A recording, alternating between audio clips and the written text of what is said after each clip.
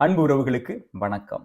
40 நாளும் இந்த தவக்காலத்தில் உங்களோடு பயணிப்பதே எனக்கு நல்ல ஒரு பக்தி முயற்சியாக இருக்கிறது. ஒவ்வொரு நாளும் இதை குறித்து வாசித்து, தயார் செய்து, முடிந்த அளவுக்கு சுருக்கமாக, தெளிவாக விளங்கும்படி உங்களுக்கு எடுத்துச் சொல்வது ஒரு சேலஞ்சிங் தான். இருந்தாலும் இது தவக்காலத்தில் அந்த சேலஞ்சை நான் ஏற்றிருக்கிறேன். அதனால உங்களோடு தொடர்ந்து பயணிக்கிறேன். எனக்கு தெரிந்த விடயங்கள், அறிந்த விடயங்கள், படிக்கின்ற விடயங்கள், இதற்காக தேடி தயாரிக்கிற விடயங்கள் அனைத்தையும் உங்களோடு பகிர்ந்து கொள்வதில் மட்டற்ற மகிழ்ச்சி. நீங்கள் மட்டும் பயன்பெற்றால் போதாது, மற்றவர்களையும் இந்த பயணத்திலே நம்ம இணைத்து பயணிக்க உங்களை அன்போடு கேட்டுக்கொள்கிறேன். காணொளிக்கு முதல் முறை வாரீங்க, இதுவரைக்கும் சப்ஸ்கிரைப் பண்ணலைன்னா சப்ஸ்கிரைப் பண்ணுங்க. பண்ணிட்டீங்களா? பண்ணுங்க. அன்பு மக்களே, இந்த காணொளியில 5 வகையான ஃபாஸ்டிங், நோன்பை குறித்து நம்ம பேச போறோம். தவக்காலத்துல நோன்பு என்பது ரொம்ப முக்கியம். நம்முடைய திருவை ரொம்ப எளிதான விடயங்களை தான் நமக்கு சொல்லியிருக்குது அப்படின்னு நம்ம ஏற்கனவே ஒரு காணொலியில் நான் சொல்லியிருந்தேன். அதோடு இணைத்து ஒரு 5 வகையான ஃபாஸ்டிங், இதை குறித்தான் இந்த காணொலி பார்க்கும்போது சிம்பிளா ஆரம்பிச்சு மோஸ்ட் சேலஞ்சிங் வரப்போகுது. நீங்க இந்த 5ல எதை சூஸ் பண்ண போறீங்க அப்படிங்கிறத கமெண்ட்ல எழுத காத்திருங்கள்.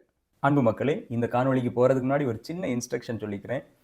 சும்மா ஏனோ தானமாக நம்முடைய காணொலியை பார்க்கிறவர்கள் இந்த காணொலியை பார்க்க வேண்டாம். உண்மையிலேயே இந்த தவக்காலத்தை நான் சீரியஸாக பின்பற்றணும், ஆண்டவரை பற்றி இன்னும் அதிகமாக அறிந்து கொள்ளணும் அப்படின்னு நினைக்கிறவங்க இந்த காணொலியை நீங்கள் பார்க்க பாருங்க.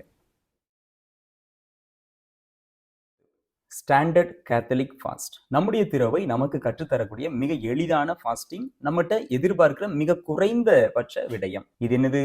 சாம்பல் புதன் அன்றும் பெரிய வெள்ளிக்கிழமை 2 நாட்கள் மட்டும் நீங்க ஒரு சந்தி இருங்க.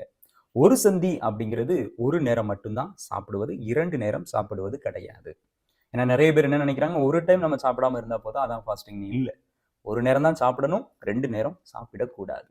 ஒருவேளை ஃபாதர் எங்களுக்கு கஷ்டமா இருக்குது, வயசாயிடுச்சு, மருந்து மாத்திரைகள்லாம் நாங்கள் சாப்பிட்றோம், நாங்கள் என்ன செய்யணும் அப்படின்னு சொல்லி கேட்டீங்க அப்படின்னா, காலையில கொஞ்சமாகவோ அல்லது மதியத்துக்கு பிறகு ஒரு நேரம் நம்ம கொஞ்சமா ஒரு மீலை 2ஆ பிரிச்சு நீங்க எப்போ வேணாலும் சாப்பிட்டுக்கலாம். இதுக்கு ஊடையில நம்ம ஸ்நாக்ஸ் சாப்பிடலாமா, டீ குடிக்கலாமா, சில அப்படிங்கலாம் இந்த நாட்கள் என்ற கேள்வி கேட்குறாங்க.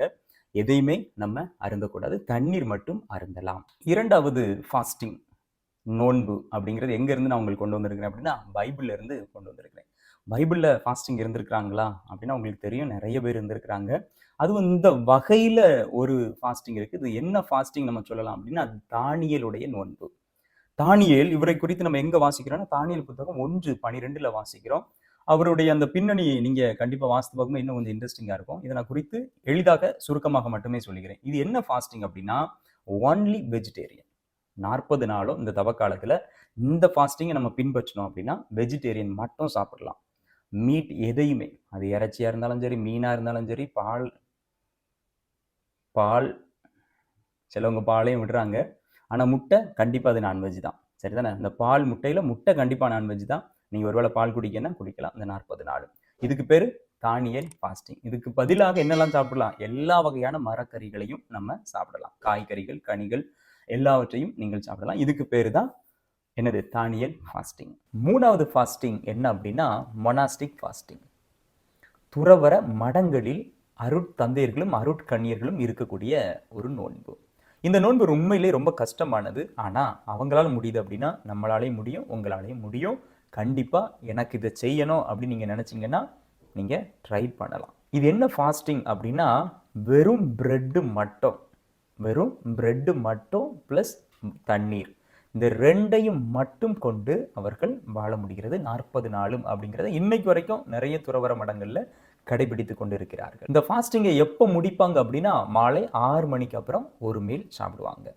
அப்போ பகல்ல முழுவதும் தண்ணீரும் பிரெட்டும் மட்டும், மாலையில ஒரு உணவு. இது ஒரு வகையான ஃபாஸ்டிங். உண்மையில கொஞ்சம் கஷ்டம்தான், முடிந்தால் முயற்சிக்கலாமே. அடுத்ததாக நான் உங்களுக்கு கொண்டு வந்திருக்கிற ஃபாஸ்டிங் எங்க உள்ளது அப்படின்னா, பைபிள்ல உள்ளது.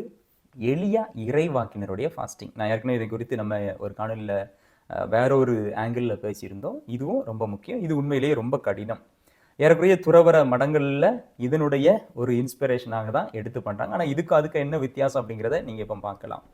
துறவற மடங்களில் காலையிலேருந்து பிரெட்டு, தண்ணி, சாயங்காலம் ஒரு நேர உணவு அப்படின்னு நம்ம பார்த்தோம். ஆனால் எலியா எப்படி பண்ணியிருக்கிறார் அப்படின்னா, வெறும் பிரெட்டு, வெறும் தண்ணி, இந்த 2 மட்டும்தான் 40 நாளும் அவர் உணவிருந்து அடுத்த ஆண்டவரை அவர் சந்திக்கிறார் ஒரேபு மலையில் அப்படின்னு சொல்லி நம்ம பார்க்கிறோம் விவிலியத்தில். இதை எங்கே வாசிக்கிறோம்? 1 அரசர்கள் 19:8 இதில் நம்ம இதை குறித்து வாசிக்க முடிகிறது. இது கஷ்டம்தான், பட் இருந்தாலும் ட்ரை பண்ணி பார்க்கலாம். வந்துட்டோம். எல்லாரும் ஆர்வமாக எதிர்பார்த்து கொண்டு அந்த சேலஞ்சிங்கான ஃபாஸ்டிங்கை குறித்து நம்ம இப்போ பார்க்க போகிறோம். இதுவும் விவிலியத்திலிருந்து தான் வருது. அதுவும் யார்கிட்ட இருந்து வருது? நம்ம ஆண்டவர் இயேசு கிறிஸ்துவிடமிருந்து வருது. மத்தேயு நற்செய்தி 4:2 ஆண்டவர் இயேசு கிறிஸ்து வனாந்திரத்திற்கு சென்று அவர் நோன்பிருந்தார் அப்படின்னு நம்ம பார்க்கிறோம்.